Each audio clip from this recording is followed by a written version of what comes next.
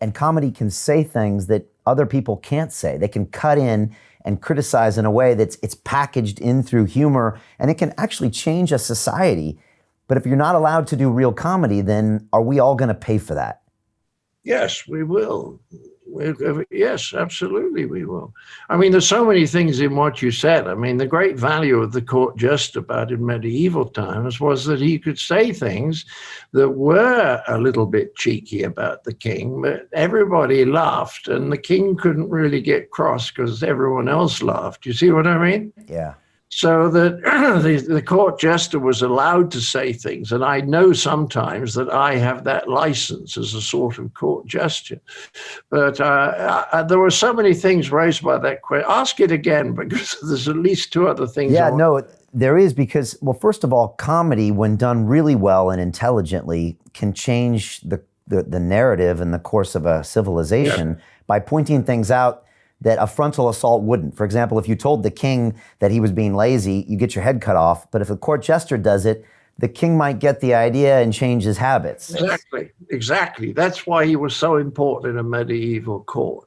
But there were other things that you were saying. I can't remember but there were so many things packaged in what you said. The other thing was that if we don't have that biting, real satirical comedy that's going to upset the woke people, which you're not allowed to do anymore because you'll get canceled and the publishers will get canceled. If we don't have that, how is that going to hurt our society 10 years, 20 years on, when we can't have that release, we can't have those ideas even entertained in our brains? I just wonder, what does that do to us?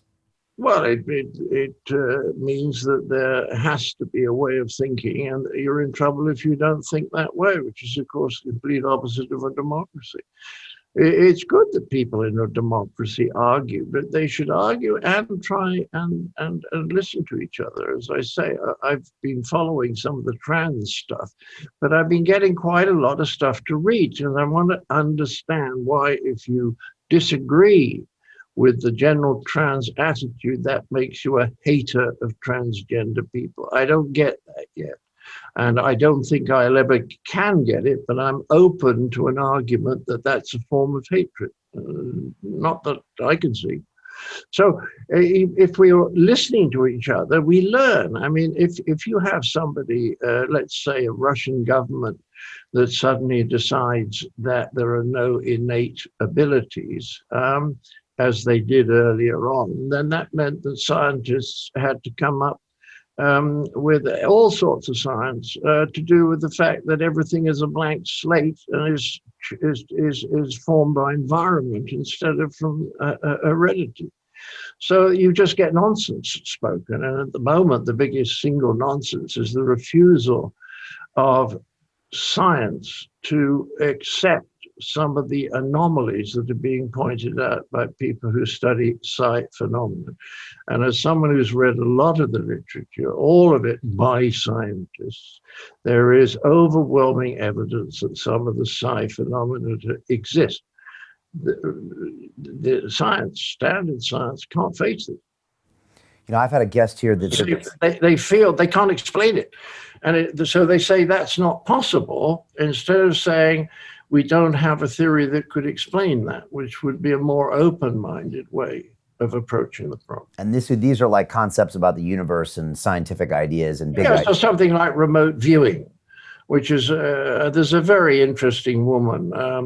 She was the top woman in the American Statistical Association. She made a speech a few years ago in which she said most of the existence of these psi phenomena like remote viewing and precognition and telepathy have been proved. She said the only reason they haven't been proved is it's such a hot subject that the scientists won't accept it. But this is a very good example of how a sort of groupthink among a certain group of people just says you can't think or say that. I mean, if you are interested in psi phenomena, you can't study it at university. You can talk about it if you're a professor. One professor told me this, but you can't talk about it. And you can be interested as a student, but you'll never get a PhD thesis on it, despite the fact there are experiments out there which are absolutely inexplicable at the results in terms of ordinary materialist reductionist science.